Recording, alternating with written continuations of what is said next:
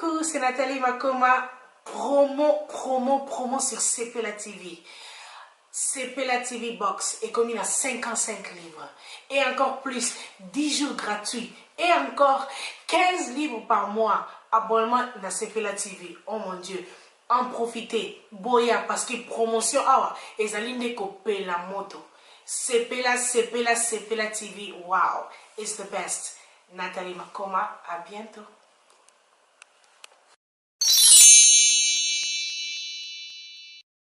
Voilà, bonjour monsieur. Bonjour. Après la publication de la CENI, aujourd'hui la Cour constitutionnelle vient de se prononcer. Avez-vous un mot par rapport à cette Cour qui vient de trancher en faveur de votre candidat Fachi? Oui, je dis premièrement merci à la Cour constitutionnelle. La Cour nous a montré sa maturité et c'est une Cour qui est vraiment compétente. Les résultats que la Cour nous a donnés, c'est les résultats mérités par Fachi. Nous l'avons voté, nous l'avons vraiment brandi, nous l'avons fait un homme. Donc je pense que la Cour a fait son travail. Nous disons merci à la Cour parce qu'elle nous a donné un homme qu'il faut, un homme qu'on cherchait, un homme qui peut nous amener à une dimension supérieure, une dimension qui peut, donc nous devons, donc dès qu'il commence le travail, il doit que 2 ans ou 3 ans, nous serons comparables à l'Afrique du Sud, même à la France. Le peuple congolais s'attend à un changement que tout le monde parle. Pensez-vous que après avoir cette prise de pouvoir, M. Félix Tshisekedi peut faire quelque chose de mieux? C'est ce que je viens de vous dire. M. Fachi va faire quelque chose parce que c'est un homme compétent et c'est un homme qui était à côté d'un homme vertébré qui s'appelle Etienne Tshisekedi. Il connaît bien le pays et il connaît tout ce qu'il peut faire et il a à ses côtés des hommes forts, des hommes qui ont des compétences supérieures, qui peuvent faire quelque chose demain ou le lendemain pour changer notre nation. Un message pour Fachi. Oui, j'ai dit à Félix Tshisekedi d'abord nos sincères félicitations et nous disons que Dieu vous protège, que Dieu puisse vous donner la vie, une longue vie, pour que vous puissiez diriger ce pays et qu'il vous donne l'intelligence et la sagesse pour que ce pays puisse aller de l'avant. Merci. Merci. Alors monsieur, avez-vous un mot par rapport à cette journée? Il y a quelqu'un qui peut parler par rapport à cette journée? Nous sommes ici sur la 2e rue en train de fêter la victoire de Fachi. C'est un honneur d'une valeur. C'est une considération quand même que nous aimerions mettre sur le pôle le plus culminant de la montagne. Cette victoire de Fachi. Il y a beaucoup de personnes qui sont mortes dans des manifestations politiques. Il y a certaines personnes qui sont victimes de pillage, sont déjà là, de pillage et consorts. Mais comme nous avons normalement relié l'acte à la parole, c'est un honneur et c'est une joie. Merci Banamboka, Banapoto, merci na pesi binombote mingi esengo. Na ndenge bo continuer ki ko soutenir biso. Na be mission to salaka to informa kabino. Information musuto bana pesa batu musuba koma komona biso lokola bato lokuta bazoba. Mais lelo Nzambe oyo ayi de pes. Nzambe ayi de pes. Nzambe ba congolais a telemi. La remercier. Fachi vite, équipe Fachi vite très fort. Soko meri vitamine Fachi vite wana. Kama santé kitoko mikolo ya ngonde Fachi vite neto komi komelaka Fachi vite. Awa na remercier vraiment président Vital Kamerhe na mosala oyo na makasi asali. Na remercier le chef de l'État élu, le président Félix Antoine Tshisekedi Tshilombo. Wa sala na ngonga alongora sonyi. Nzambe ya Tshisekedi ayoki kolela bana na ye. Ayoki kolela tofuka makabu lito ezali lito moko spirituel, ezali toujours physique te. Ezali lito moko tokotisa kanguna spiritualité na kati. Tozalaki avant que parlement debout. Na fuka mina zo bondela Nzambe yokela biso makila ba congolais tanga lisuté.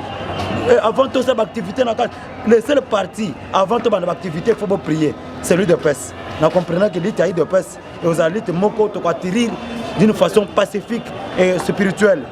Zambé Azwalokoum d'abord, je remercie aussi un grand Dieu, le Dieu tout-puissant de Félix Aloba. Nous avons des alliés de taille. Premier allié, c'est l'éternel Dieu des armées. Deuxième allié, c'est la communauté internationale et vous la base. Avec ces deux alliés, nous irons jusqu'au bout et nous gagnerons les élections. Voilà le moment de la joie. Je vous remercie.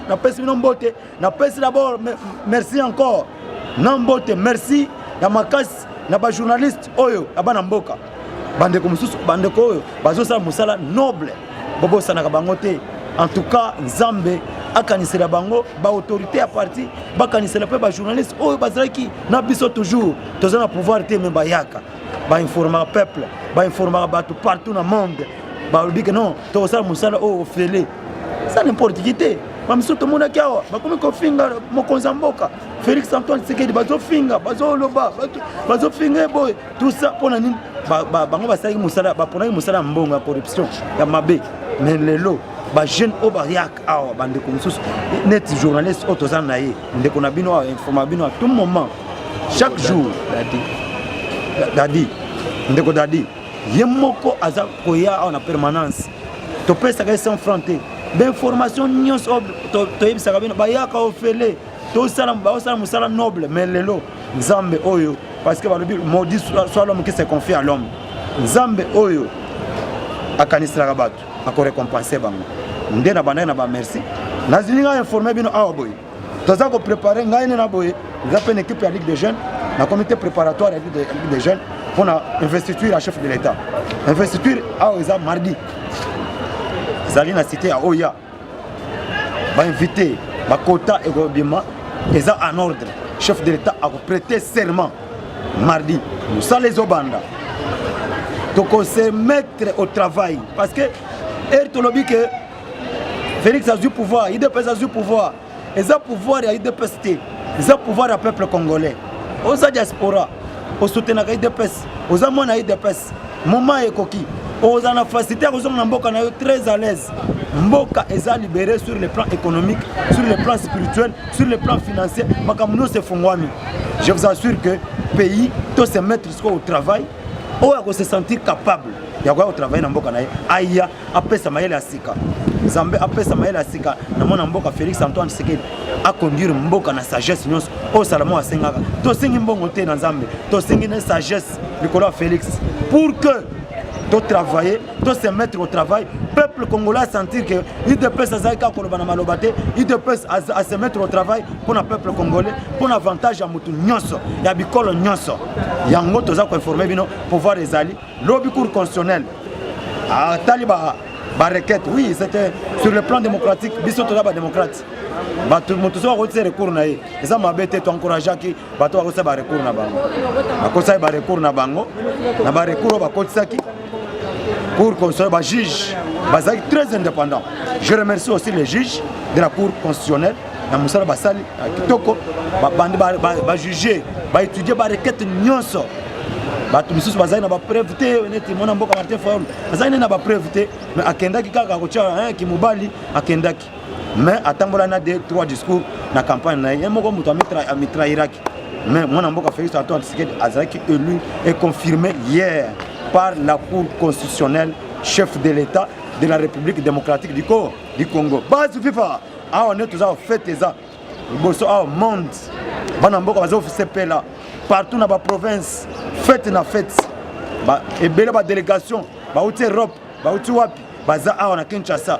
Bazoze investiture à nouveau chef de l'État, M. Félix Antoine Tshisekedi Tshilombo. Oya longola soni, asala na ngonga. Moma toza isengo za makasi. Awa na oki braliment na bra Congo, baba otika masango fele.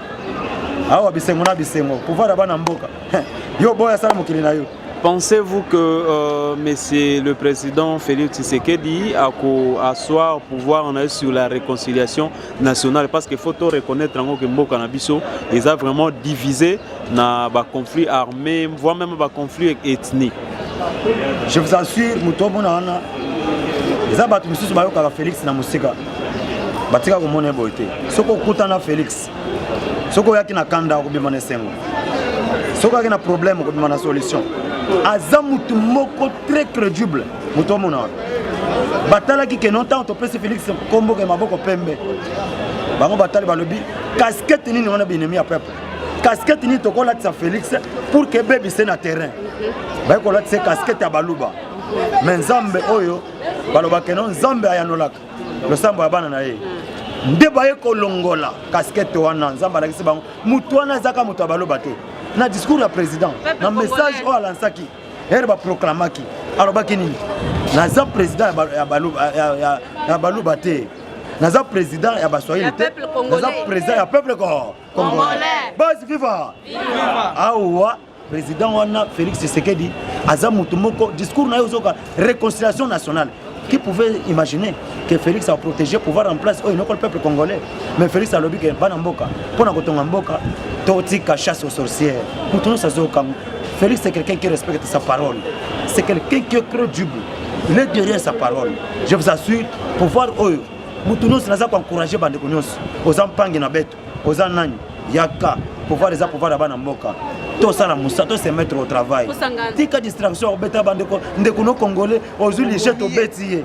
Tala ba marche tout ça là tout souffra, ba gaz lacrymogène, ba tu ba kufa. Combien ba tu ba kufi ndekuno na mboka oyo. Pona nini ozozo les jette na méchant nous au bêta ndekuno congolais. Dissonance, Muluba, Moussouaïli, Mukongo, Mungala, Beto na Beto, Base viva, tous à la unis mes frères, tous mon côté tribu, mon côté Kotongamboga, s'il vous plaît, tous sangana, tous se mettre dans Moussala, tous servir le peuple. Ah ouais, bah tu peux dire président à signer un contrat, ça va la société quoi, ah, ça la société quoi uniquement pour la commencer à banzer là. Partout, c'est dans la province, c'est dans la frontière, ça la société oh koya. Kwa kana ba bis o ngotambo na bandu banzele kozala kitoko ozibis biloko banakuta bandu ndeye ba bateau de pêche kota na mai ba mbisi ba vivre frais aussi mbangote papa vivre frais salité mbisi kota o batu ba olia mabungo ya mitu rouge e kota o ba bateau de pêche kota na mai batu ba osepela bana mboko to osepela ozo musala kozala bien ozala facilité ya ko se retrouver au vendre na moi parler na yo aux à l'aise et ça na ba quartier muso to kotonga ba villa na ba beti yango to koti courant to kosi mayo oyo koti 3 mois futa na hotel parce que bandi ko futa au pesi ndam mutu aux véhiculer bakataka na musala na muke ozo sentir ko tuteke ba pesa ko mutu bakataka na musala na yo kama salaire muke donc to posala kitoko donne ko kita mutu keloko nini oyo koma keno poza mutu ke faut sala ba cérémonie belé faut simba kisi mutu keloko nini ba izine présent lobby na ba izine mituka awo eko zonga ba izine biso ba oyo tozana na ba izine ko ba fabrica baka ba matière oyo boka coltan oyo sala bani tozana nguna Congo fati o mona ki bitumbeza makasi ndeko na ngai tala un individu je mets en garde pour Kagame base viva so ki Kagame amekaka alinga yoka son alinga yoka son de la mettre le sous Kagame en garde akeba mboko les Rwandais les Congo au Congolais yango toyebisa ke Kagame amekate ko chama kona Kinshasa amekate ya ata investiture akoya te alakisi face na ye balobing minier ba voler ko bazana sima na ye toyebi mais noir les ana sima Kagame victoire peuple congolais il n'a pas qualité mais ce Kagame n'a pas qualité il n'a pas droit ya kocha ingérence na peuple congolais au pouvoir les pouvoir à peuple atali ne va proclamer président dans le monde de Libanda dans la province nous et bouger parce que message ba toza bala ba osepela c'est que pouvoir du peuple ndengwana pouvoir élection islamique sans violence et sili sans violence et sengo yo ko koloba nini yo Kagame yangwana na koyebisa ba peuple congolais tozala uni réconciliation nationale osepela pouvoir na biso bana mboka toluka ke pouvoir idps a souffrir 38 ans de konangai ata motema mabe ya ndeni pona nini yo kolinda kana tozi déjà congolais congolais totia n'importe quel congolais azali mwana le fils de l'opposant historique moto alingaka alobaki le peuple d'abord base viva on a quoi bana poto boza calme boza nesengo so oza na souci ya koya na Congo koya no à l'aise yaka sala musala to se mettre au travail peuple ACP à mon akeno il dépêche makambo lobaki ah wa tokomi na moment ya changement kana maman merci tolobela bandeko oyo bauti kokufa il y a 2 ans toutai kozala awa les jours de commémoraki mokolo bakufaki liloba ni okoyo kozala nango lelo ezali mokolo esengo ezali mokolo mawa te mais ezala ba oyo batika biso banda lit ya fait président Tshisekedi abandaki na ba oyo bauti kotumba bango na siège lobi liloba moko d'abord pona mabota na bango et puis pona bandeko nyonso o bazolanda bino na rendre d'abord hommage à bandeko ba ko finaliste biso nous tozali lokola batakufa pona nini tozali kobima ko défier pouvoir en place tozali kotamba na liwa mais bandeko bakutana ki na embuscade bakufaki na en plein lit na rendre bango hommage Zambé a reçu parce que baza ba héros nationaux baza ba héros biso toza ba héros vivants na kopesa bandeko nini ba famille na bango na pesi bango courage baza calme. L'UDPS va récompenser toutes les familles. On va perdre na bango, on va perdre bandeko na bango na lit oil. L'UDPS a récompensé bango, makili ban na bango qui ne pas mbaté. L'UDPS a récompensé bango. Ba famille wana baza la calme. Ba yo bakeno bano na bango bakofa ki pambaté, bakofa pour la libération. Les autres déjà libération na maboko. Mutu nyonso a se retrouver. Bango ba famille wana ba ya musala misale koya. Donc se retrouver mutu nyonso ba famille nyonso ba vous a récompensé na kata IDPS ba se mettre au travail biso nyonso ensemble pour que tout développer mboka na biso en tout cas loba suka na remercier peuple congolais na pesi peuple congolais merci ndenge ba sali président Félix Antoine Tshisekedi confiance na pesi Nzambe merci denga yoki kolela bana na ye amen denga tozoki na prophétie a Etienne Tshisekedi Lobaka IDPS a pouvoir et ça c'est kobeta te mais nele komi ko film bato ba kama pouvoir IDPS bato bazo kama ya on appelle Nzambe merci eza na makasi na biso te na pesi Nzambe merci parce que aux temple oyo bana Nzambe ba prier kao intercession beta na permanence ba maman on quelque part na ko ba sa intercession pona mboka mais Nzambe ayoki kolela bana ata makile tangite me ata mokote ya ngwana na pesi peuple congolais merci nandenge ba pesa président ba voix ba voter président Félix Tshisekedi ba pesa confiance entre temps les lots président Félix Tshisekedi aza élu alors yangwana merci ba na pesa ba na poto o ba ida kabiso ba mama moseka banani o ba landela kama ba ide pesa la loupe baza na Afrique ba combattre Afrique du Sud ba combattre Poto Belgique France Allemagne États-Unis balandela makambo ya Congo bazaka na souci ba ko ba misusu baza na ba société na bango ngonge bet baza des sociétés na yo 5 sociétés 50 10 yaka nango au service du peuple congolais tout ça la mosala ensemble peuple congolais se retrouver pour que tout le monde défi oyo ba monde entier ba otala ide pesa lobaka mais les loto ba otala mosala Bahia, tout ça, nous ensemble. Nzambe a kosunga parce que le président Lobaki, le partenaire extérieur, Bakoya, va investir. Et puis, on a remercié le président sortant, M. Joseph Kabila. Ok. On a une responsabilité au Assali. Sagesse a utilisé. Vraiment, à la kisi, le chef d'État, nous sommes dictateur. Il est vraiment à l'équipe. À Koutaki Bango, à Tiki Bango, si vous Kagame Bango, Kolokasiko, Baïbe, on est Rwanda. Vous comprenez que non, Dengazo, ça les locaux. À Tiki pouvoir, à Tiki pouvoir pacifiquement, na base, na opposant farouche naïe. Donc, na minute oyo, Bango Balokaki va arracher on est Rwanda. Mais on est Rwanda, ça n'a pas. Vision te récompenser et te pardonner tout le monde. Te pardonner tout le monde. Te pardonner tout le monde. Nous sommes les enfants de Dieu. Et la Bible, le biso comme tu as confessé ma somme naïe. Bonne émission. Ton émission, mon président na biso tous les partis beaucoup disciplinés alors baki biso to sa chasse aux sorcières yango to remercier mutu nyonso pour participer to sangana FCC ba parti nyonso to sangana sika moko autour d'une table to sala musala na pouvoir du peuple congolais que Dieu vous bénisse vous les journalistes au sa musala malam continuez au sa musala tu seras récompensé bientôt ndena au sa émission présent Zolanda yo parce que YouTube est aucun partout présent moko Zolanda alanda kanga mingi na bénédiction to sala na kenda journal bisinga balakisa ba bénédiction alanda donc le président Zolanda il va vous récompenser Nzambe a récompensé à travers le leadership de Félix Antoine Tshisekedi et ça pour voir le peuple congolais base viva viva base viva viva base viva viva base viva viva Mbote président Gustave. Mbote mwana mboka. Bobundi bitumba lelo bobini ba champion. Liloba moko pona peuple congolais nyoso o azolanda awa etina bande kwa diaspora. Liloba ezali ya koyebisa na bana diaspora, na bana Congo, il y a partout dans le monde où bazali kolanda biso que malgré la durée de la nuit, le soleil finit toujours par apparaître. Et aujourd'hui, le soleil est apparu. C'est-à-dire l'UDPS a lutté pendant 37 ans de lutte.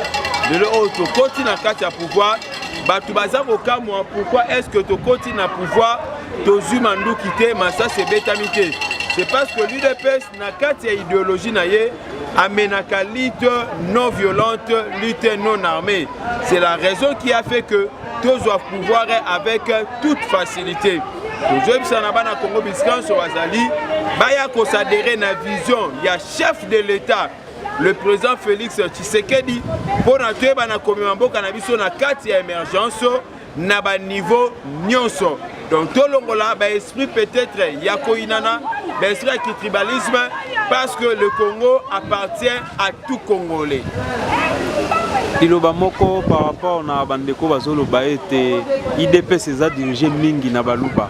Bazobanga est-ce que pouvoir ekozala centré na une partie de la République était au Koloba na bango nini? Non mon frère, il faut tous à la rationnelle. Vous savez que Tokitato Mata na kati ya l'UDPS ezali parti à baluba te. Ezali parti à ba Congolais nyonso. Mais nous reconnaissons que dans l'UDPS la plupart donc une grande partie, ils allaient quand même le casser. Pourquoi? Parce que accepter qu'on mette vie na bango pour la lutte, pour soutenir la lutte, il y a Tshisekedi ou Amulumba. Mais cela ne dit pas que le col pouvoir, c'est seulement le Kassaïen qui vont plus se retrouver. Non, dans la logique Nabiso. Si tu as des compétences, on te laisse travailler. Mais si tu n'as pas de compétences, on te met à l'écart. Donc, Ozala Mungala, Ozala Muluba, Ozala Mouchouaïdi, Nakata IDPS, tu vas toujours travailler, mais à condition que tu aies la compétence. Si tu n'as pas de compétences, n'acquise personne, acquise-toi toi-même parce que tu n'as pas été compétent. Président Gustave, moi liloba pona bandeko oyo nyonso oyo ba perda ba vie na bango pona liti ya IDPS. Ebele ba qualifier président Tshisekedi que non abomisaka bana ya batu na ba marche na ba makambo ebele. Peut-être les akozanga boyebi mais bandeko na ba bandai ko bunda po ba libérer mboka.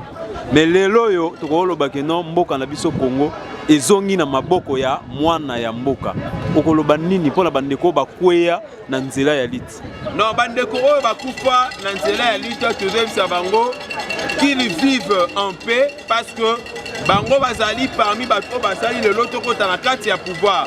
Parce que lelo oyo tokoti na pouvoir ya Kimia, c'est parce qu'il y a eu des morts, il y a eu des martyrs. Va permettre sur le plan spirituel doit avancer, peut conquérir pouvoir avec beaucoup de facilité. Mais sur le plan biologique, vous êtes ensemble avec nous, passez toujours dans le parti ne sera jamais ingrat face à tout celui qui a lutté. Kozanga kobosanate que na kati ya IDPS mutu nyonso oyo akufaka na kati ya IDPS mutu nyonso azora likama na kati ya IDPS azalaka répertorié peut enregistrer. Même le président Tshisekedi dès son vivant, il disait que tant que tu auras pouvoir, il ne manquera jamais à récompenser nos martyrs. Tokomi na suka ya entretien na biso, opesa biso programme, le reste ya programme avant investiture ya président Tshisekedi. Oui, avant investiture, il y a président Félix Tshisekedi kebi que le lot tozali le dimanche et le lundi. Mais nandenge tozali kokende par rapport à un service protocolaire, je sais que jusque là officieusement ezali date il y a le 22 où ezali retenu, mais officiellement nous attendons parce qu'il peut y avoir certains aménagements par rapport je dirais par rapport il y a précaution protocolaire. Ça peut peut-être être changé, ramené peut-être à la fin de la semaine, mais je ne dis pas encore que c'est pour la fin de la semaine, mais jusque là nous sommes censés que c'est pour le mardi, le 22, mais ça peut connaître aussi une petite modification. Si la modification intervenait, serons sereins que le président va prêter son serment d'ici la fin de la semaine, parce que ce qui a été important, c'était que la Cour constitutionnelle se prononce.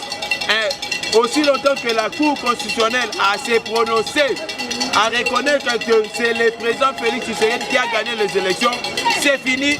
Moutounion sera bandai kocha makelele akanga munoko na ye parce que la Cour constitutionnelle a tranché déjà les problèmes. Ceux qui ont se soumettre, on dit ceci, que les arrêts de la Cour sont irrévocables et ils sont opposables à tous. Ata Oboyi, il s'oppose à toi. Ça ne sera jamais irrévoqué. À bon entendeur, ça sera plutôt jamais révoqué. À bon entendeur, salut. Salut tout le monde du nouveau sur Bistar TV. Tu es juste pour y savoir nos kédons. Makambo Asika dans la kati ya Bistar TV na immeuble il y a autour local 16 Likolo. Donc ce petit na moto au local 16 Toza Likolo Bistar Concept. Na kati ya Bistar Concept mini les awana. Vous allez dans studio où il peut permettre bino donc pour ça la location. Donc ceux qui ont besoin il y a émission vous pouvez contacter Bistar Concept na kati il y a local 16 pour la émission na impression il y a ba t-shirt tout ça là transcodage tout ça là invitation kaka na kati ya Bistar Concept ba service ezali ebele boya ebele donc vous avez la duplication ya ba CD service ezali ebele en tout cas avec Bistar TV avec Bistar Concept donc makambo asika eye bilengi ekoti na kati ya botour bilengi ekoti na kati ya média oza na site na yo n'hésitez pas à contacter biso tozo sala pe ba reportage ya ba mariage ya ba anniversaire donc toutes sortes de fêtes aux anango n'hésitez pas à contacter biso donc tokoti na équipe na Bistar donc ekokita pour na sala ba reportage donc toza pe wana ba production donc ba service eza ebele donc vous hésitez à vous contacter, beaucoup sur le terrain, vous avez des messages et vous avez un matériel, nous sommes donc venez nombreux, tous les signes Katia, Bistar Concept, avec Bistar Concept, donc vous avez un studio Nabiso, donc Bistar et Elibino, Makambo et Asika. À ne pas rater, donc Boya pour visiter, Boya pour ça, ça me semble, Nakati.